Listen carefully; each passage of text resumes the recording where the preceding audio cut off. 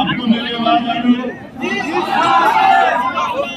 5 minute में आप लोगों से बात कर लूँ। हाँ, अगर आपको मुसीबत झेलते हुए चुप रहना पड़ेगा, मैं समझता हूँ कि जगह कम नहीं होगा, लेकिन आपको चुप रहने तभी आप बोल पाएंगे।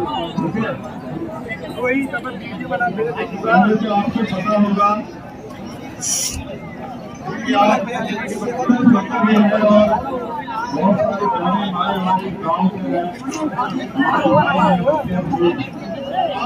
ये जो घटना ये आजाद भारत है, किसी को भी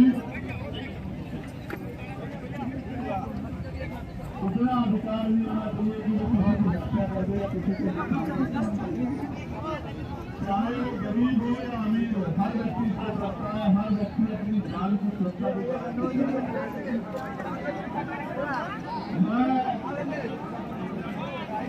हमारे साथियों ने मुझे के बारे में बताया। आप जानते हैं कि उत्तर प्रदेश में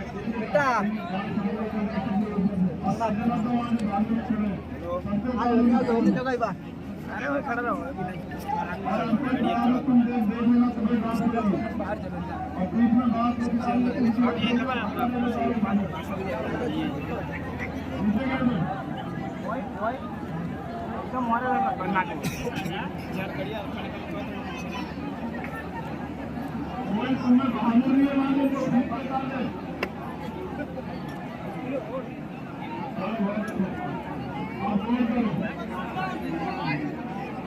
मुझे ये बात हमारे नेताओं ने साथियों ने बताई,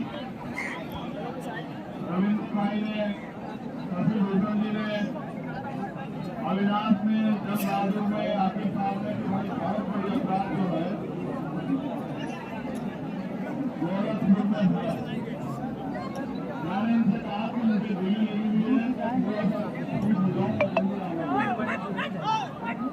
और जैसे ही मुझे आराम पहुंचा तो मैं फिर आप लोगों के बीच में आया, लेकिन आप यहाँ इतनी संख्या में आए, मैं भी आया अगर इस परिवार को न्याय न मिले तो फिर मेरे आने का फायदा था। आप भी चाहते हैं इस परिवार को न्याय मिले, मैं भी चाहता हूँ इस परिवार को न्याय मिले, लेकिन सवाल ये है कि जब हम इस देश में, इस प्रदेश में जो टैक्स हम लोगों पे लगता है वो सारा टैक्स पे कर रहे हैं, तो फिर हमारी हत्या क्यों, फिर हमारी बच्चों के साथ रेप और तमाम तरह का अपमान का सामना हमें क्यों? कोई हमें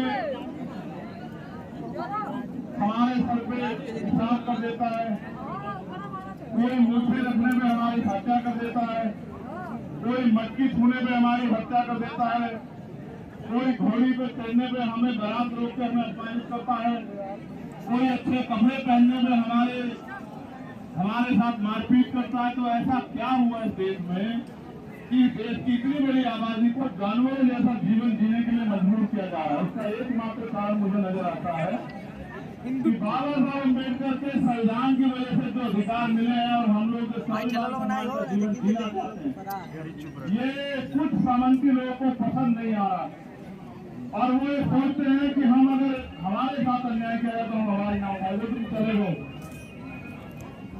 मैं बस ये कहना चाहता हूँ गोरखपुर की धरती से कि वो दिन चले गए। हाँ, आपके पास असले हैं, अवैध असले, आपके पास हथियार है, आप हमारी हत्या कर सकते हैं, लेकिन याद रखना कि यहाँ एक हत्यारे को उसकी सही जगह भेजने का काम करना हम लोग पूरा संविधान को मानने वाले लोग हैं। चंद्रशेखर भैया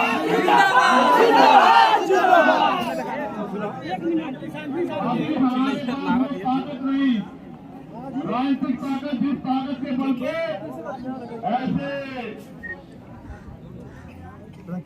कार लोगों को हम लोग सबक सिखा सकते हैं, लेकिन अभी हमारे पास हमारे संविधान के द्वारा दिए अधिकारों की ताकत है और उस अधिकार को दिलाने के लिए किसी सरकार की जरूरत नहीं है। उस अधिकार को दिलाने के लिए हम और हमारा शरीर ही बहुत है, हमारे समाज का जो ताकत आज यहाँ खड़ी है। मुझे दुख इस बात का हुआ कि जिनको इतना काम जिम्मेदारी से करना है उन्होंने नहीं किया, और मुझे कष्ट है इस बात का यहाँ के पुलिस अधिकारियों ने जो रेल उसन अदा किया कि उस परिवार को, उन बच्चों को, उनकी पत्नी को, उनके भाइयों को, उनकी माँ को राज किशोर को आखिरी बार देखने के लिए दिया। मुझे इस बात का अफसोस रहेगा जिंदगी में।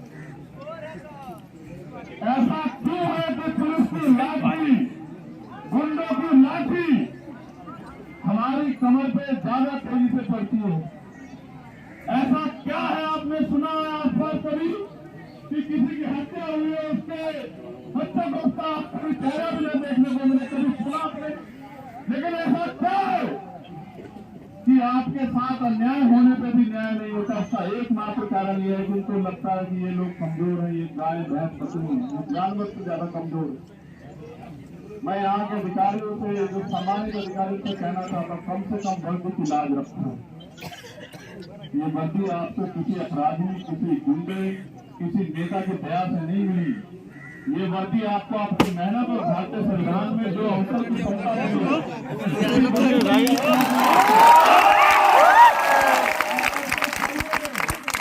आपका एक कदम कमजोरों की सुरक्षा में होना चाहिए। लेकिन जहाँ मुख्यमंत्री ने गौरव का दिया है, जहाँ मुख्यमंत्री ये कहते हैं कि यूपी में 0 टॉलरेंस है, अपराध की कोई जगह नहीं, वही उनके जिले में सामन की ताकतवर लोग हमारे यार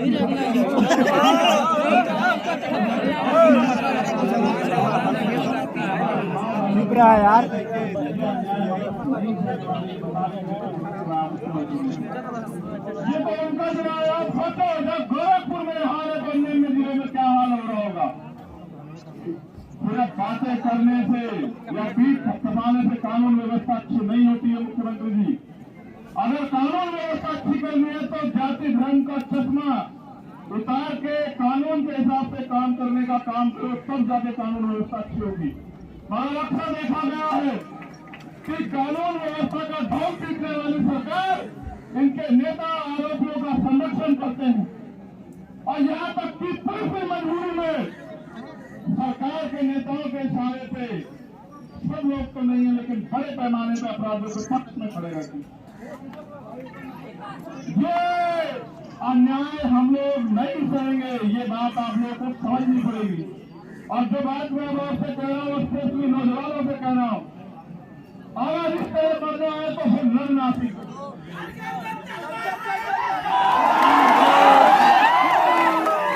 अगर हमें हमारी माँ भी मैंने वो दर्द सह पैदा करती है, हमें जो दूसरों की माँ दर्द सह करती है, उतनी तकलीफ उठा के हमारे माँ में हमारी हत्या का अधिकार किसी को नहीं है। अगर हमें हत्या हमारे नसीब में लिख दी गई है तो हमारे लोगों को इसके खिलाफ लड़ना भी आना चाहिए। क्यों मरे हो? क्या तुम्हारे शरीर में जोर में अपनी रक्षा नहीं कर सकते तुम लोग? किन तरह से क्या फर्क है जवान में? वर्दी के अलावा तुम में और जवान में क्या फर्क है बताओ? तुम मेरे समाज के सिपाही, अपनी रक्षा स्वयं करो। और मैं मुख्यमंत्री से कहना चाहता हूँ, मीडिया के लोग भी आए, अगर वास्तविकता में आप न्याय करना चाहते हो, नहीं चाहते कि दलितों के साथ, कमजोरों के साथ, किसानों के साथ अन्याय हो, तो आप ये लाइसेंस हमारे लोगों को भी देने का काम करो। हम अपनी रक्षा स्वयं करेंगे।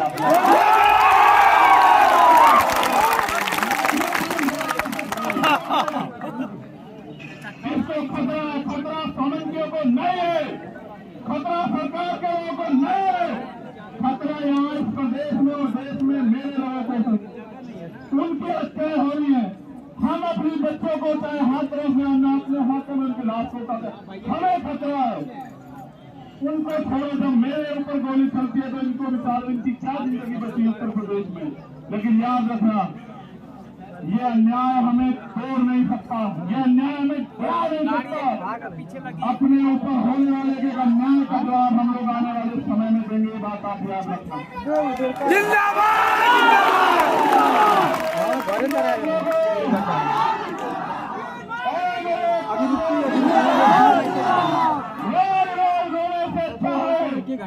एक दूसरे के हाथ पकड़ के दूसरे की ताकत बनो, ढाल बनो, दूसरे का संरक्षण करो, रक्षा करो। तुम्हारी संख्या इतनी है कि दुश्मन की गोलियां कम पड़ जाएंगी। मैं आपसे कहना चाहता हूं, आंखों का पानी सूख गया, इतनी बार तकलीफ होती है। जितनी ताकत से आप यहाँ आए हो मेरे आने पर, हर अन्याय के खिलाफ इतनी ताकत से जाओ कि हर ताकतवर को, सावंती को, हर अन्याय अत्याचारी को पता लग जाए कि 13 दिन अब ज्यादा रहेंगे उत्तर प्रदेश में। और मैं प्रशासन के लोगों से कहना चाहता हूँ, जो मांगे हमने रखी है परिवार के लिए और उन लोगों के लिए जो खाए हैं, अगर उन मांगों को 15 दिन में पूरा नहीं किया गया, 15 दिन उनके, 16 दिन हमारा, मैं वचन देके कहता हूँ अपने परिवार को।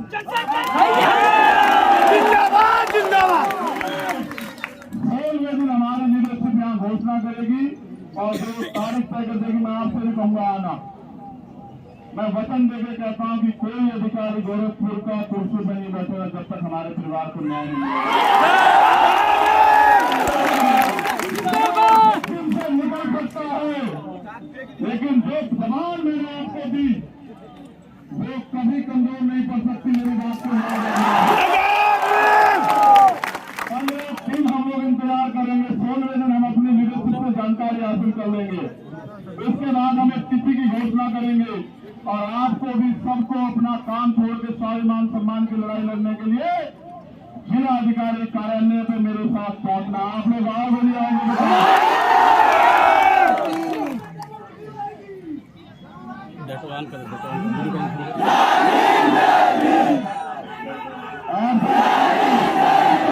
ऐसा तो नहीं कि आप समझो कि हमारी जिम्मेदारी तो अदा होगी है। उस दिन तो हम चले गए थे, हम तो 2 आंसू बहाए आए, हम तो 4 नारे लगाए आए। अब हम क्या करेंगे? राजकिशोर के साथ घर जाके? ऐसा तो नहीं होगा, ऐसा तो नहीं होगा कि राजकिशोर का, ऐसा तो नहीं होगा। मेरा एक राजकिशोर का परिवार ये सोचेगा कि ये भी लोग छोटे इडली नेताओं की तरह। तो चलो मेरे साथ हाथ उठा के वचन दो कि जब भी तारीख डिसाइड हो जाएगी, जब भी तारीख डिसाइड होगी, आप जितने लोग यहाँ हो, एक आदमी को और लेके जो है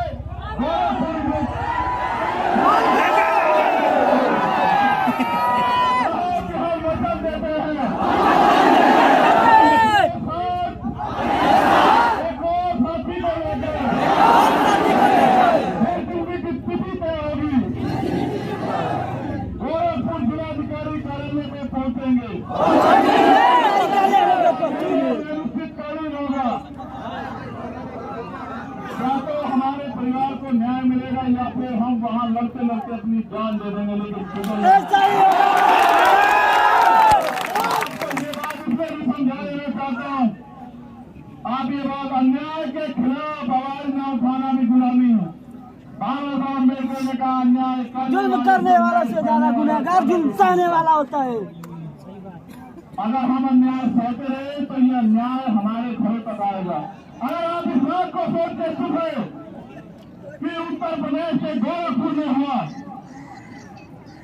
मेरे जिले में नहीं हुआ, अगर आप इस बात को सोच कर चुप है कि मेरे जिले में हुआ, मेरी विधानसभा में नहीं हुआ, अगर आप इस बात को सोच कर चुप है कि मेरे विधानसभा में हुआ, मेरे ब्लॉक में नहीं हुआ, अगर आप इस बात को सोच कर चुप है कि मेरे ब्लॉक में हुआ, मेरे गांव में नहीं हुआ, अगर आप इस बात को सोच के चुप है कि मेरे गांव में हुआ, मेरे घर नहीं हुआ, तो मैं आपसे कहना चाहता हूं, अपनी बारी का इंतजार कर रहे हैं और कुछ नहीं कर रहे हैं। मेरी बात को याद रखना।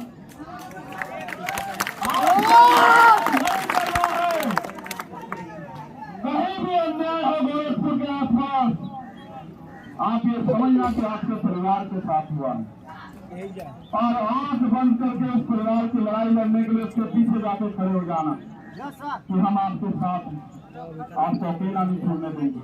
आज राजकिशोर का परिवार सोच रहा होगा कि ये परिवार, ये समाज उसके साथ खड़ा होगा, नहीं, ऐसा तो नहीं, वो डर जाएंगे। क्या राजकिशोर का परिवार डर जाएगा? उनकी एक मांग है, उन्होंने मुझसे कोई मांग नहीं की। मेरे लोगों, उन्होंने एक मांग की कि हमें न्याय दिलवा दो। उन्होंने मुझसे नहीं कहा कि उन्हें कोई आर्थिक मदद चाहिए, उनको कोई जमीन चाहिए, स्वस्थ, कुछ नहीं। क्या हम राजकिशोर को लौटा सकते हैं?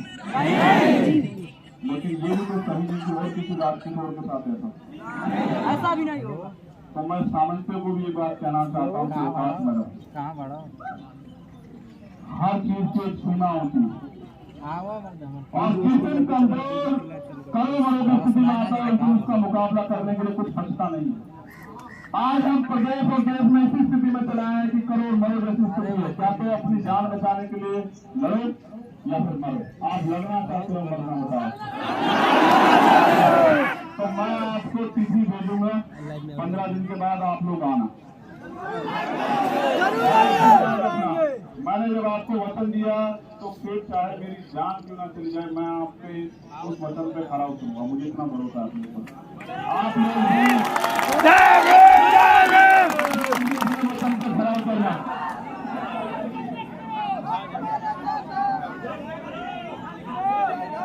भैया इधर आए, भैया इधर आए, भैया थोड़ा इधर भी घूम जाइए।